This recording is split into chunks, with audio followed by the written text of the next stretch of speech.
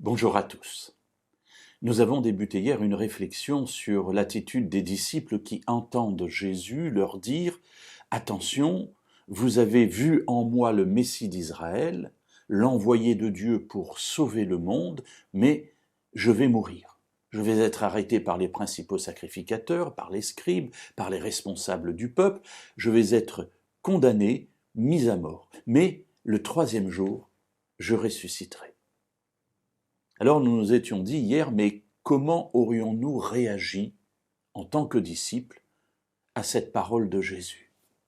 Effectivement, entendre son maître, qui est accepté par tous en Israël, enfin par tous, presque tous, en tout cas tous les gens du peuple, il guérit, il sauve, il restaure, il ouvre les yeux des aveugles, il guérit les boiteux, enfin bref, c'est un homme extrêmement apprécié dans tout Israël.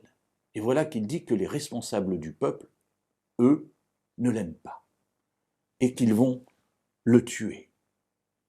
Alors la réaction de Pierre est immédiate, ça fuse, sans doute pas le temps de réfléchir, mais c'est quelque chose qui sort de ses tripes, si vous me permettez l'expression.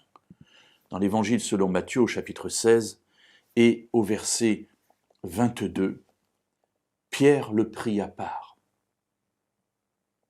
Il se mit à lui faire des reproches en disant « À Dieu ne plaise, Seigneur, cela ne t'arrivera pas. » Alors voilà Pierre qui est vraisemblablement le plus âgé des disciples, il prend Jésus à part. « Viens ici, il faut qu'on cause. » Mais non, pas devant tout le monde. Ce que j'ai à te dire, c'est difficile. Et évidemment, il va faire un reproche à Jésus. Il va reprendre le maître.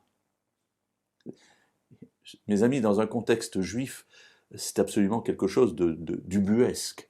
Mais c'est la réalité, tellement ce que Jésus vient de dire lui a retourné ses entrailles. Viens, faut qu'on cause. Il le prend à part, et le passage est très clair, il lui fait des reproches. C'est pas, il s'interroge. Qu'est-ce que tu as voulu dire? Est-ce que tu es sûr que ça va se passer comme ça? Est-ce qu'il n'y a pas d'autre moyen? Non, pas du tout, il fait des reproches. Et les reproches, c'est « à Dieu ne plaise ». Ben voilà, écoute, voilà, même Dieu est d'accord avec moi.